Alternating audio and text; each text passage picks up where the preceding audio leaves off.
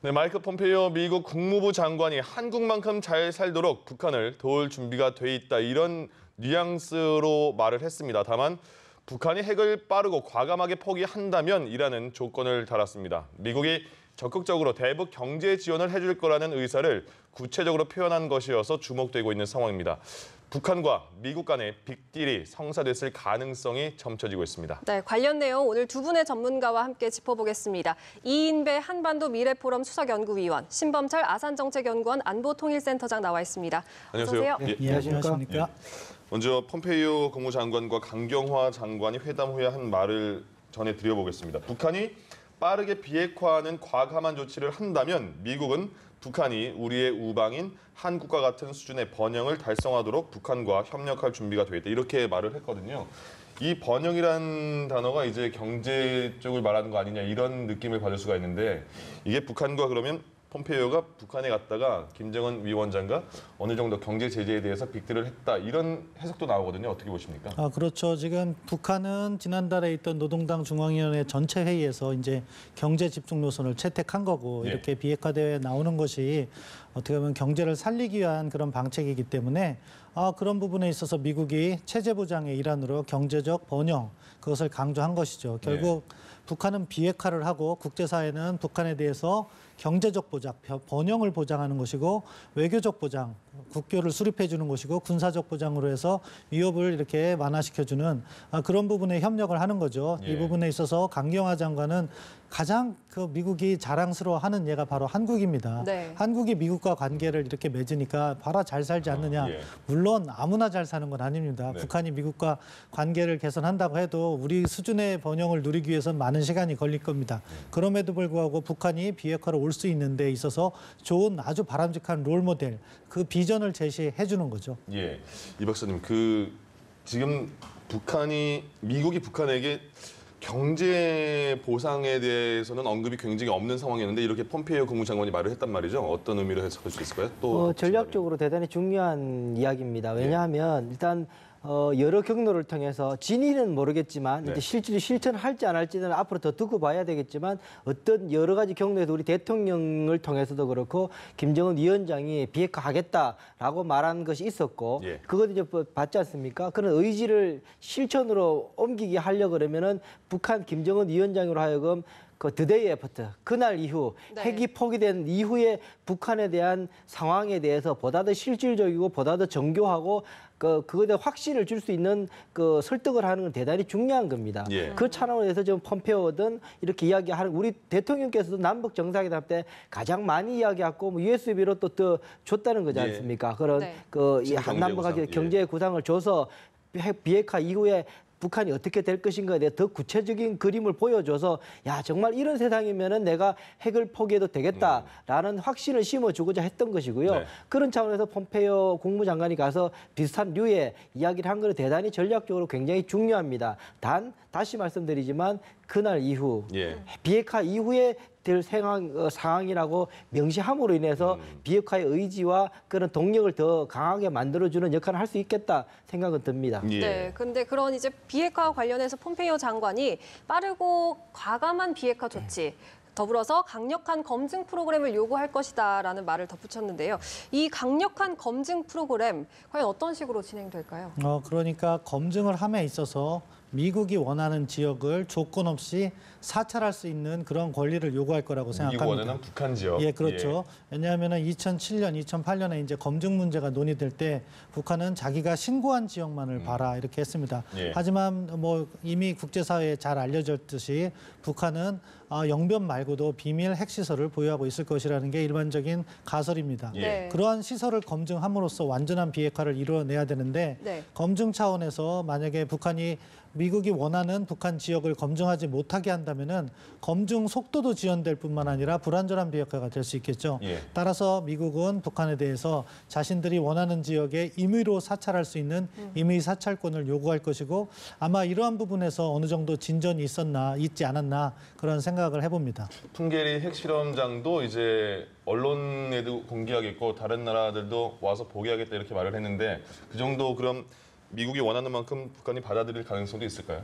예, 뭐 풍계리 핵실험장은 사실은 북한이 갖고 있는 전체 핵 능력을 고려할 때 아주 사소한 예. 부분입니다. 그럼에도 불구하고 이것을 갖다가 폐기한다고 했는데 폐기를 단순히 사찰 이전에 외국사 뭐 언론이라든가 전문가들 놓고 폭파시키거나 콘크리트만 타설해 갖고서는 그것을 폐기한다면은 의미가 없습니다. 네. 네. 그 지역도 IAEA 사찰단이라든가 미국이나 뭐 서방 세계의 사찰단이 와서 그 안에 들어가서 직접 시료를 채취해야죠. 그러면은 어떠한 핵실험이 이루어졌는지를 알 수가 있거든요. 네. 그러한 논의가 있은 다음에 그것을 폭발하든 콘크리트를 타설하든 그런 이렇게 순서를 밟아야 된다고 생각합니다. 네, 알겠습니다. 남아공 같은 경우에도 네. 이제 핵 포기를 남아공 같은 경우는 사실 핵을 자력을 의해서 만들어서 포기한 사실은 지구상의 유일한 예입니다. 예. 리비아 네. 이야기를 하지만 리비아는 초보 단계에서 포기를 한 단계였고요. 핵무기를 실질적으로 캡 6기죠. 우라늄 탄을 6기를 가지고 있다가 스스로 포기하고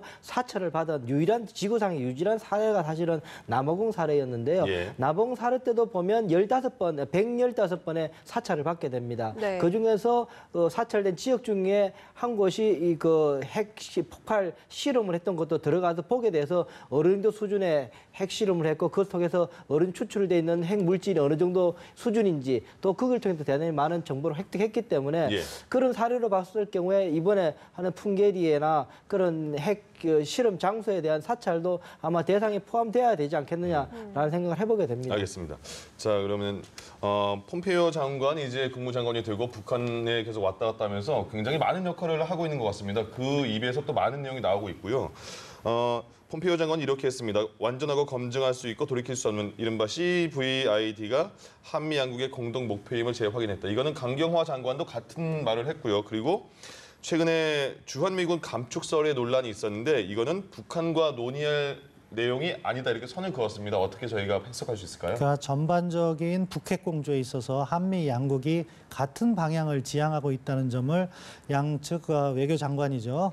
다시 한번 강조했다 그렇게 말씀드릴 수 있겠습니다. 예. 네. CVID는 뭐 사실 오래전부터 우리나라와 미국이 공유했던 북한 비핵화의 방안입니다. 네.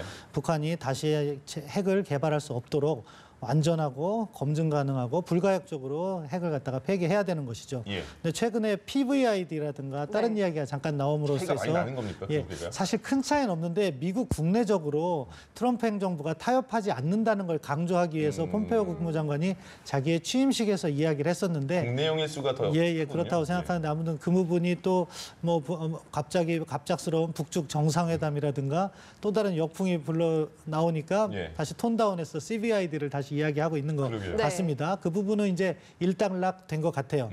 주한미군 문제는 사실 우리 문정인 외교안보 특보께서 포린 어페어즈 기고로 인해서 갑자기 이슈가 됐는데 네. 양국의 기본 입장은 이것은 뭐 북한 핵 문제하고는 관련 없다는 것이 오랜 기간 유지해온 우리의 입장입니다. 예. 따라서 그 부분을 다시 한번 재확인했다는 점에서 의미가 크다 그렇게 생각합니다. 네, 그리고 또 송영무 국방부 장관이 2023년에 전시작전 통제권을 이제 미국으로부터 아예 환수를 할 것이다라고 청와대에 보고를 했습니다. 이 말은 이제 문 대통령의 임기 내에 이것을 진행하겠다 이런 뜻으로 해석이 가능하죠.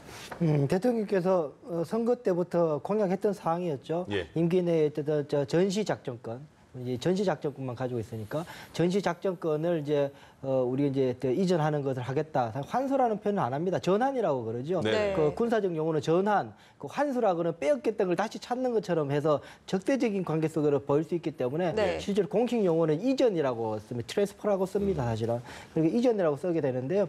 근데 그걸 이제 송영무 장관이 2023년까지 무엇을 보고 받은 상태였죠. 예. 원래는 전시 작전권 작전 통제권이라는 것이 조건에 기초한 이전을 전환을 이야기하고 있었거든요. 조건이라는 말은 말하면은 한국 정부가 한국군이 바로 한국 전쟁에서의 작전을 수행할 수 있는 능력이 있느냐, 핵을 포함한 모든 군사적을 있어서 어쨌든 미국과 같이 하겠지만 어쨌든 전반적인 통제를 해서 이뤄낼 수 있을 것인가에 대한 능력이 확인되면 그때 봐서 그걸 이제 바꾸겠다라고 했던 것인데 지금 네. 이제 시기를 못 박은 상황입니다. 예. 이것이 저를 볼 때는 지금 전략적으로 조금 굳이 지금 할 필요가 있는 건가에 대해서 사실 걱정은 좀 되는 부분이 있습니다. 예. 이게 시기적으로 하든 조건으로 하든 시기로 하든 조건이 맞아야 되는 건 그건데요. 뭐 빨리 해서 그 조건에 맞춘다는 의미도 있을 수 있을 것이고요. 네. 그런데 지금 상황에서 굳이 지금 북한 핵을 둘러싸고 한반도 상황이 대단히 지금 유동성이 높아지는 네. 불확실성이 높아지는 이런 상황 속에서 굳이 새로운 불확실성이 가미돼 있는 이것이 지금 제기되는 것은 조금 전략적으로 굳이 할 필요가 있을 것인가라는 생각이 들어서 예. 한다 그러더라도 준비를 한다 그러더라도 굳이 지금 단계에서 발표하고 그렇게 명시적으로 하는 것이 전략 국가 운영 상황에서 도움이 될 것인가에 대해서는 저는 조금 유보적인 생각을 갖고 있습니다. 예. 좋은 지적이신데요. 네. 왜 그런가 제가 부연 설명을 드리면 예. 조건에 기초한 전시작전 통제권, 전자권이라고 줄여서 얘기하죠. 전자권 전환 문제는 두 가지입니다. 하나는 지금 능력 부분, 우리 군의 능력이 북한의 핵위협을 어느 정도 대처할 수 있는 정도의 능력이 있었는데 또 하나는 다른 하나는 환경입니다. 네. 북한의 위협이 줄어들면은 그만큼 전자권 전환을 일찍 할 수도 있는 예. 것이죠. 그런데 지금 비핵화 협상이 전개되고 있잖아요. 네. 이 환경이 변할 수 있는 아주 중요한 여건이 제기되고 있는데 이때 우리가 특정 기한을 못 박아서 하는 거는 바람직하지 않다. 만약에 비핵화가 빠른 속도로 해서 2020년에 이렇게 이루어질 수 있다. 예. 지금 트럼프 행정가 추구하듯이 그럼 2021년에도 할 수 있는 거거든요. 그렇기 때문에 약간 그 방향성은 이해가 되지만 부적절한 시점에 메시지가 나왔다고 생각합니다. 네. 조금만 더 상황을 지켜보고 난 다음에 이제 발표를 했으면 더 좋았을 뻔했다 이런 말씀인 것 같습니다. 자, 그리고 이제 남북 관계가 뭐 남북미 중 이런 관계가 굉장히 빠르게 변화하고 있는 요즘이잖아요. 그래서 뭐 작년 말까지만 해도 생각하지 못했던 일이 계속 일어나는데 이제 5월 22일 날 한미 정상회담이 있고 6월 12일 날 북미 정상회담이 있습니다. 남북 정상회담이 김정은 위원장도 그 전에 내려왔을 때 한라인은 어떻게 운영되는 겁니까라고 물어봤잖아요. 남북 정상이 이제 한라인 첫 통화를 하려고 하는 것 같은데 어떤 내용이 오갈까요? 그리고 언제쯤 이루어질까요? 저는 대통령께서 미국을 가시기 전에 네. 한라인으로 김정은 위원장과 통화를 한번 하셨으면 좋겠습니다. 예. 그래서 대통령께서 가서 트럼프에게 할 이야기들을 김정은 위원장에도 전하고 그 내용은 결국 비핵화 방안 아니겠습니까? 네. 네. 우리가 미국과 이러한 공조를 하려고 하는데 북한이 이번 기회에 진정성 있는 변화를 하면 앞서 말씀드린 것처럼 폼페이오 국무장관이 이야기한 것 이상으로 예. 우리가 밝은 미래를 건설하는 데 있어서 적극적인 지원을 하겠다. 이런 메시지를 전함으로써 어떻게 보면 한미가 공조하는 모습 그리고 남북이 협력하는 모습을 동시에 시연할 수 있다. 그런 의미에서 미국에 가시기 전에 이번 주 내로 통화를 하셨으면 합니다. 예, 그 어떻게 보세요, 이 박사님은 그 김정은 위원장이 이제 남북 정상회담 그 이전에는 굉장히 뭐 이미지가 굉장히 좋지 않았었는데 이제 대화가 좀 된다 이런 느낌을 받거든요. 이번 한라인 통화에서는 어떻게 또 대화가 오갈까요? 우선 보면은 우리 이 핫라인의 효과로 보면은요 네. 남북 간의 핫라인이 가장 효과가 좋을 겁니다. 예. 서로 소통이 곧바로 중간에 통역을 거치지 않고 곧바로 할 수 있고 곧바로 할 수 있다는 것은 실질적으로 소통의 양이 같은 5분을 이야기할지라도요 그냥 통역이 있으면은 뭐 순차 통역을 해서 그 2배로 늘어나는 게 아니라 사실 리듬이 끊기기 때문에 네. 아시겠죠? 리듬이 끊기 때문에 훨씬 그 효율성이 떨어지거든요. 그렇게 따진다면 남북 간의 정상 간의 그 핫라인으로의 통화라는 거는 사실 그런 효율성은 대단히 있어서 그 효과가 좋을 거다라는 생각은 되고요. 네. 그런 의미에서 미국에 가시기 전에 대통령께서 아마 하시게 될 것 같은데 굳이 그렇게 서둘 필요는 없으실 거다. 그 지금 상황을 조금 더 지켜보고 외무장관이 돌아오고 또 뭐 저는 미국에 가시기 임박해서 하셔서 최종적으로 김정은의 가장 업데이트돼 있는 예. 최근에 있는 김정은 위원장의 의중을 확인을 하고 본인의 이야기를 전하고 미국으로 가시는 게 좋겠다. 굳이 뭐 물론 이제 우리 국민들의 그런 아주 신기하고 즐거운 모습을 예. 빨리 저 소식을 접하고 싶은 마음은 충분히 있겠지만 네. 제가 볼 때 전략적으로는 그렇게 굳이 빨리 하실 필요는 없지 않겠느냐. 미국 가시기 임박해서 하시고 미국으로 가시는 것이 여러모로 활용도가 높겠다. 저는 그런 생각을 해보게 됩니다. 말씀하신 대로 정말 최근에 계속 하루가 다르게 업데이트되고 있으니까요. 예, 임박해서 하는 것도 좋을 거라는 생각이 듭니다. 네, 이번에는 북미 정상회담 얘기를 좀 해보겠습니다. 이제 장소와 날짜가 확정이 됐는데요. 김정은 국무위원장이 이제 7시간 정도 되는 거리를 비행기를 통해서 가게 됐는데 아무래도 이 전용기에 대해서 좀 우려를 하는 목소리도 높습니다. 이 전용기 자체가 이제 좀 워낙 옛날 기종이기도 하고 또 장거리 조종 경험이 있는 그런 비행사가 없지 않느냐 이런 말도 있거든요. 어떻게 보십니까? 오래된 노후 기종이긴 합니다. 네. 그렇지만 아무튼 안전 항속거리 그게 5,000km 이상이 되고 싱가포르는 4,700km라고 하더라고요. 예. 네. 그 범위 안에 그게 딱 들어오니까 걸렸더라고요. 예. 그러니까 아마 북한도 수용을 했을 거라고 생각하고요. 그리고 장거리를 경험한 그런 항공사가 없다? 그거는 동의하지 않습니다. 동남아 예전에 취항을 했기 때문에 예. 그 정도 거리는 갔던 고려항공 항공사가 있을 테고 그중에 뭐 또 최고의 파일럿을 또 1호기를 운영하지 않겠습니까? 네. 그러니까 그런 부분은 우리가 걱정할 필요는 없는 것 같고요. 이제 정상회담이 개최되면 거기서 어떠한 의미 있는 얘기가 나올 것이고 그것이 어떻게 한반도의 평화와 직결되는 부분일까? 또는 우리 정부가 희망하는 어떻게 보면 종전 선언 같은 것을 싱가포르에서 할 수 있을 것이냐 아니면 하반기에 다시 한반도에 모이게 해야 되는 것이냐 예. 그런 부분을 고민을 하는 것이 지금 아주 중요한 시기라고 생각합니다. 예, 박사님 또 하나 궁금한 게요. 계속 언론 보도에 이제 김정은 국무위원장 같은 경우에도 우리나라 뉴스도 굉장히 많이 본다고 들었는데 계속 저희가 말해주는 게 그 참매 1호기가 낙후가 됐기 때문에 멀리 못 갈 것이다라는 말을 계속 전해드리고 있거든요. 그러면 그쪽에서 봤을 때도 굉장히 기분 나쁠 수가 있는데 그렇다면 비행기를 하나 사면 되지 않냐 이렇게 생각할 수 있는데 그거는 대북 제재 때문에 못 사는 겁니까? 대북 제재 때문에도 어렵고요. 사실은 그거 더 근본적인 문제는 2016년에 유엔 4차 핵실험 이후에 예. 항공유 수입을 못하게 돼 있습니다. 네. 북한은. 물론 이제 북한 내부에서 항공유를 만들기는 생산하기는 합니다. 정유를 해서 하긴 하는데 지리가 아주 좋지 않은 거라고 해서 아마 그것도 좀 걱정이 되고 좀 걸리는 문제일 겁니다. 네. 그래서 뭐 중국도 갔다 오긴 했지만 그거는 1시간짜리고 이번에는 한 6시간 정도 날아가야 하니까 예. 그렇게 보면은 뭐 그런 것도 여러모로 걱정이 될 것 같기는 합니다만 뭐 ICBM 만든 체제니까는요. 뭐 그걸 우리가 걱정할 필요는 없지 않겠냐 생각이 듭니다. 알겠습니다. 자, 이제 싱가포르에서 북미 정상회담 장소 날짜 정해졌고 이제는 그럼 싱가포르 안에 어디서 할 것이냐가 또 관심이 쏠리고 있더라고요. 2개의 호텔은 이미 그 당일날 예약이 꽉 찼다고 말하는데 이제 트럼프 대통령이 연출을 굉장히 좋아하잖아요. 그 한국계 미국인 3명 석방됐을 때도 직접 새벽에 나가서 본인이 굉장히 많은 말을 했고 극적인 연출을 하기 위해서는 뭐 도보회담도 따라할 수 있을 것 같고 어디가 그럼 싱가포르 안에서 어디가 유력하다고 보십니까? 네, 뭐 유명한 호텔 2-3곳이 나오고 있습니다. 이름을 이야기해도 되는지 모르겠어요. 네. 예, 샹그릴라 호텔이라고 거기에서는 매년 샹그릴라 다이얼로그라는 전 세계 국방장관들이 모이는 회의를 하고 있습니다. 가보셨다면서요? 예, 저 몇 번 가본 적이 있는데 그 회의에 참석했었기 때문에 네. 가봤는데 그 호텔 안에는 일단 컨벤션 시설이 잘 돼 있고 또 산책을 할 수 있는 산책로가 있습니다. 네. 그리고 따로 별도로 회담이나 담소를 나눌 수 있는 미라지라고 해서 이렇게 오두막 같은 데도 있고 네. 주위가 되게 이쁘다고. 예. 그게 아주 잘 돼 있는 지역이기 때문에 거기서 할 가능성이 높지 않을까 일단 생각을 해보고요. 예.